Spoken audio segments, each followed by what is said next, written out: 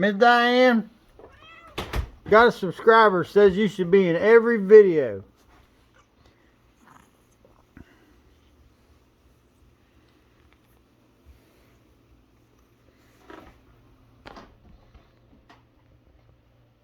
What you think of that? Foggy morning here in north central West Virginia. Got them loading docks done, back to the shop. So what we got going on now, hang on, I'm gonna show you. Old Kenworth logging rig, grapple logging truck. I've welded on this truck several times before, worked on the bunks and patched up here and there as they've been tearing her up hauling logs. Some of this corrosion, like in this part, that ain't no big deal. Been like that a long time. But we got something a little bit different. See that? Yeah, that's a big deal. Down in there. Frame's broke. Probably can't see much more than that in the video, but that thing, it's cracked clear down where I can see clear down to there. So let's fix that. Be arc gouging and stick welding both with the old inverter today. XMT 304, she's a beast. This is a rig I set up with it, made out of an old shelf to hold that machine. It plugs in.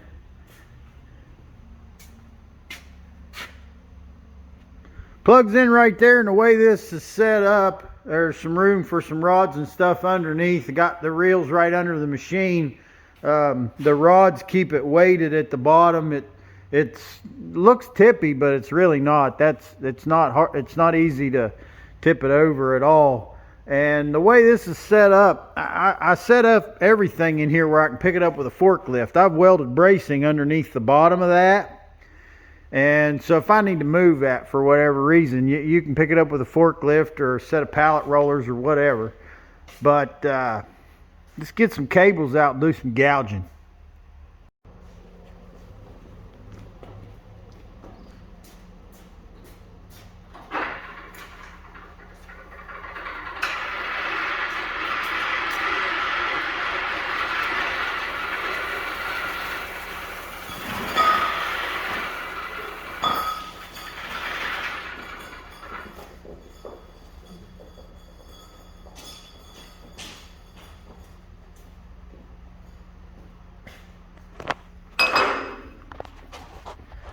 This set of reels here is made by Cox Reels. Cox spelled C-O-X.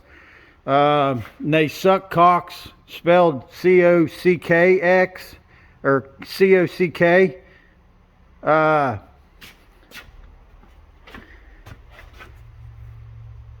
way they were powered through the reel originally failed pretty fast.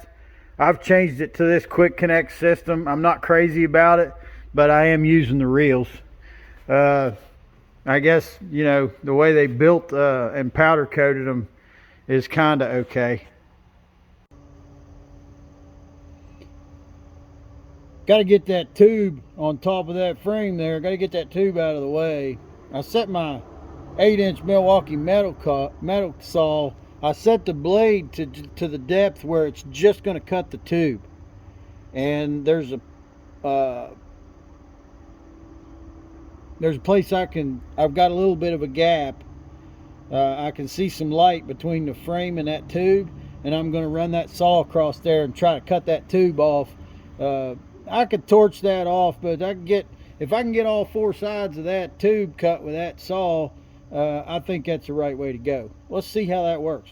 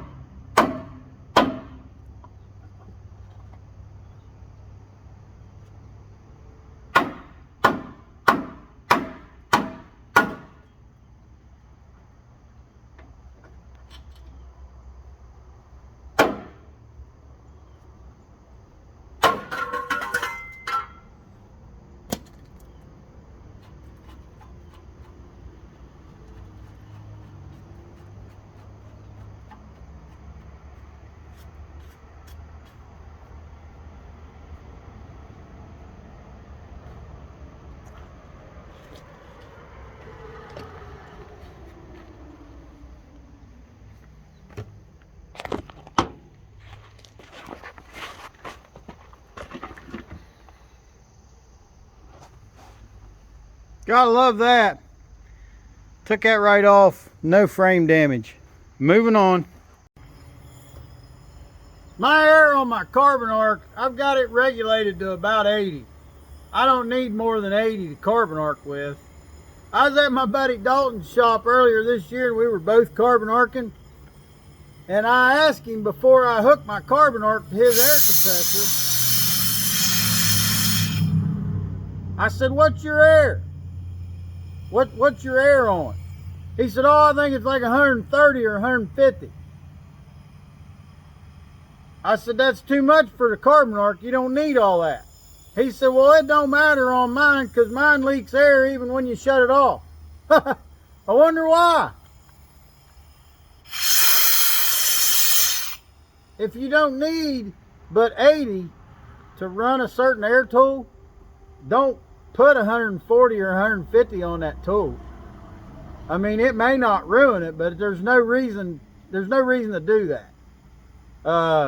I feel like there's a good chance that the reason that Dalton's carbon arc leaks all the time, even when he's got it shut off, probably because he's had it sitting there hooked to 140 or 150 psi for no reason. You know what I mean? Put a regulator on it. Don't give your air tools, don't make your air tools hold more than what it takes to run the tool.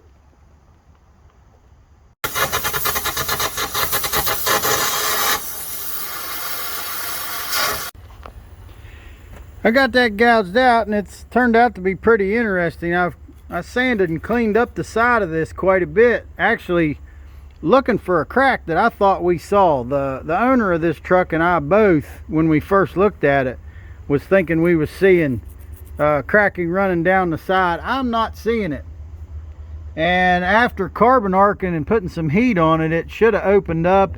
If there is a crack there, it'll open up when I'm welding and get things to expand some. But I got it gouged out, and you can see that this is gouged out and grinded out pretty wide. You know, for a small crack, I've got a lot ground out of there, and I think that's a good idea on frame material that you found cracked, because even though there's just this crack in the center, you could count on anywhere around that crack. That material has not just suffered corrosion, but it's suffered metal fatigue to the extent that, you know, it's not gonna hurt to take a little bit of extra out of there. Now, the way I'm gonna go about welding this back up, obviously these trucks, if you don't know, these trucks are dual framed, and it's really common that there's a massive amount of corrosion that takes place between those two frames, because it's one of those areas where water gets in there and it holds water and dirt in there, and you know, it just never dries. So even though the dual frame is something that's commonly done on these trucks, it causes that inner frame to really rust out. What I'm going to do here, I've got a piece of 14 gauge steel that I'm going to be fitting in behind here. I don't really suggest trying to weld the outer frame to the inner frame. I think there's a reason those are separate as far as movement and flex. But what I will do, since I've got room, I'll fit this 14 gauge in here, and I'll use it as a runoff tab over here on the end, as well as a backing strip through that opening. And we'll get this welded up, and we'll be watching to see if we find any more cracking down the edge of the frame here. I can't see any of that right now, but if we put some heat on it, if there's any damage there, it should show.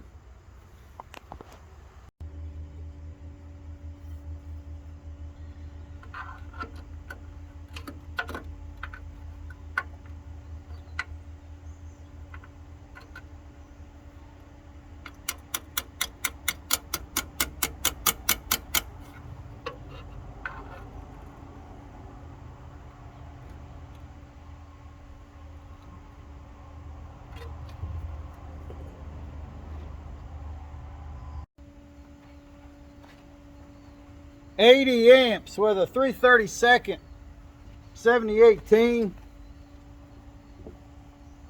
definitely on frame material of any kind, I recommend a 7018.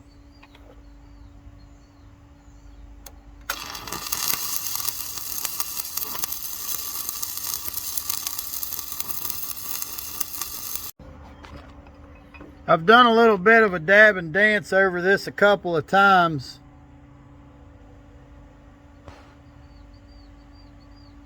Just to get it sealed up and to a point where I can start to really fire up and run a bead on it, and we're at that point now. Where it was thin and where there was contamination, I had to go across there kind of quick with that 332 7018 and get it sealed up and stop and clean some slag with the grinder. And you know, I've done that a couple of times, and now I can run a bead on it.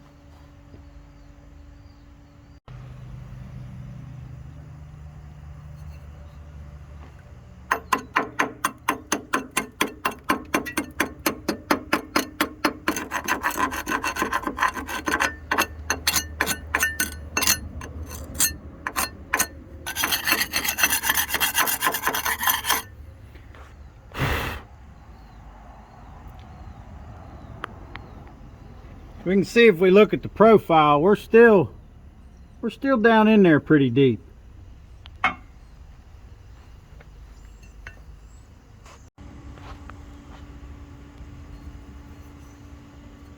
Fill that up there at the end on that corner, and that's going to be it for the 332nd rod. I went from 80 amps. I just went over while that was cooling and turned it up to 130, and I'll be going to a 1/8 inch, be switching to a 1/8 inch rod for that now. 130 was hot on that.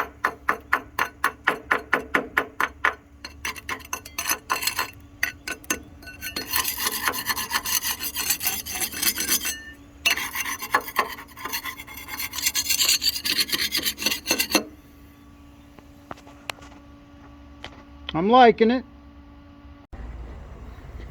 Cleaned that up with a power brush to take another look. Don't see any issues or any more cracking on it at all. I'm not crazy about the scratch marks. I might crank my airway up and get a needle gun and beat the devil out of this thing. But one more thing I need to do, I'm going to get rid of this where I was using that as a runoff tab. I'm going to take the grinder and file that down off there.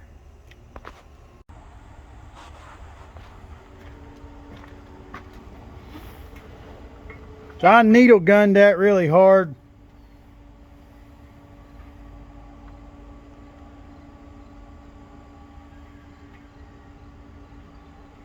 So that roughens it up a little bit. Pretty much makes it look like the rest of the surface there, the rest of the frame. So that'll paint up and look like it's been that way forever. That's pretty much what you're going for on this. So that frame crack, I'm calling that dealt with. I was looking around while I was in this area. There's some welding here that I did quite a while ago, you know, maybe a couple years ago, back when the other fella owned this truck. I remember doing that, and I remember bracing these up with some scrap tubing I had. There's a brace like this gusset right here, and there's one on the other side. And the way them braces are in there and the way these cracks got fixed at the time, I know this ain't going to come apart. It's not something that's going to fly apart and be catastrophic or anything, but what I am seeing is I'm seeing spots where there's a little crack here and there. There's a little crack right there. Over there on that one, there's a little crack at the top. And like I said, with them gussets I've got on the other side, I'm not really concerned with this thing flying apart. And the customer didn't mention these cracks, but I'm not going to leave them cracked. You know, I'm gonna do something about it, but I'm going to do something as quick and efficient as I can. And I'm not going to use the carbon arc and gouge those out. I'm going to use a little different technique. What I'm going to do is I'm going to take probably a 5/32 5P plus pipe rod, and I'm going to run it stupid hot in them cracks. I can crank my inverter enough. I can crank it up enough. I can dig back into that steel pretty crazy deep with that pipe rod, and I'll kind of be cutting and welding at the same time with that pipe rod, and then I'll cap that real heavy with a 7018. I think that's the most efficient way to just say that we're eliminating these cracks, covering them up. Basically, there will be it's not going to be a full penetration weld, and I'm not taking the time to gouge it all the way out, but I don't want to leave it where we can see a crack there. So that's what I'm going to do on those little tiny cracks, and we'll knock that out real quick.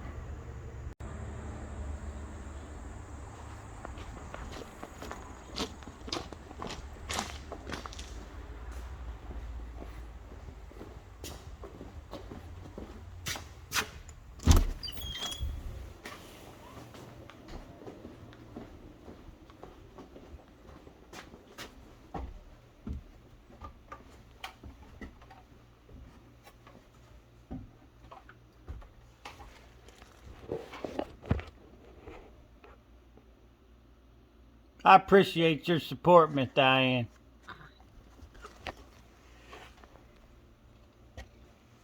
Don't worry, Miss Girl.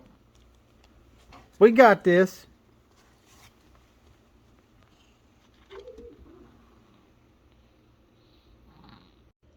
Now wake up, Miss Diane. She's always ready to be kissy face lovey-dovey. And she's always happy to see me. Why don't it do that when I wake up my wife?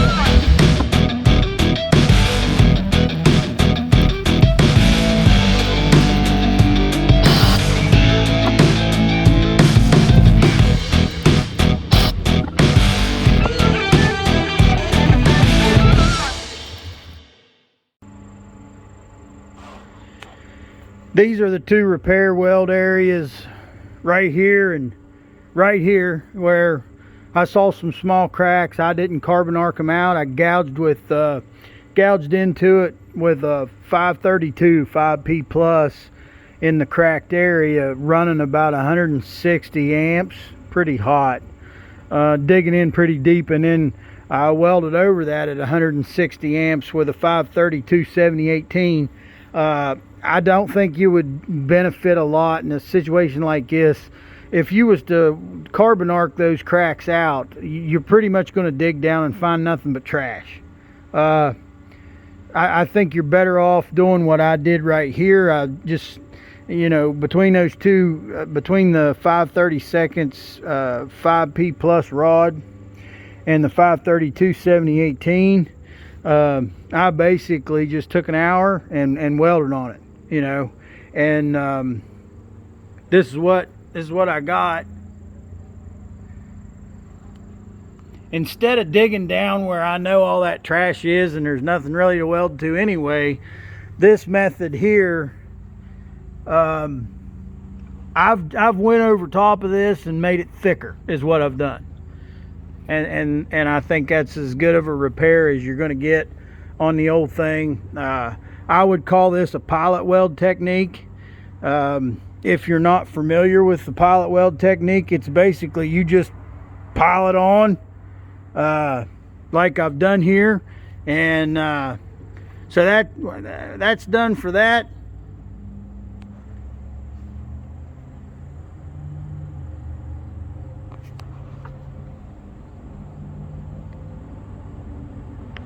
And we're moving on to the next thing. So the next part of this that the owner of this truck was wanting me to look at, this headache rack right here, obviously it takes a beating. It stops them logs from going any further forward, but it is also a hydraulic tank. See, you got your filters right there. Right here you have a cooler, hydraulic oil cooler right there, and she's a leaking. Yes, she's got a little drippity doodah right there. I've seen it. We've seen it here in the center, and I was wondering about maybe cutting this plate off and seeing if I could find the leak. The more I look, I'm finding oil. Looks like there's been a repair done right here, plated something, and there's oil. I'm finding oil clear up here, which obviously didn't climb up from there. But I do not believe that this oil made it all the way over here to leak out like it's been. I think this has more than one leak is what I'm getting at. I'm seeing hydraulic oil clear over there. Now I know it can stick to stuff right there when it drip right there. It can stick to stuff and go a long way, and air can blow oil around and fool you a lot of times. What I'm actually thinking on this is I think the right thing to do, if you look at the way this is made, there's a lot of area right here where this thing has a lot of contact. This tube that could be leaking has a lot of contact with that mount, and I'm sure it's been there for years, just vibrating and shaking and jerking, getting slammed with logs. I'm afraid there is a leak in where a couple surfaces have rubbed together there in the center where that mount is. And I think there's also a leak right here that's been welded on and repaired before, plated over. My opinion right now, I'm going to have to talk to the customer. I'm going to have to talk to the guy that owns this truck and see what he thinks. But my opinion right now is to start using this headache rack combined with a hydraulic oil tank as just a headache rack, and add a separate 30 or 40 gallon hydraulic tank. And there is room here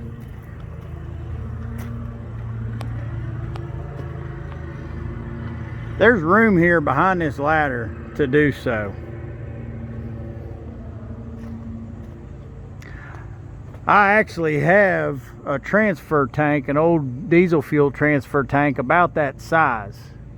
I think it leaks. It could be repaired easy enough, but it's a tank I ended up with because I had a customer that wanted to switch to a custom aluminum transfer tank, and I built him a custom aluminum transfer tank, and I ended up with his old diesel fuel transfer tank, and it is 9 by 19 by 49 inches, which I think would offer the volume we need here.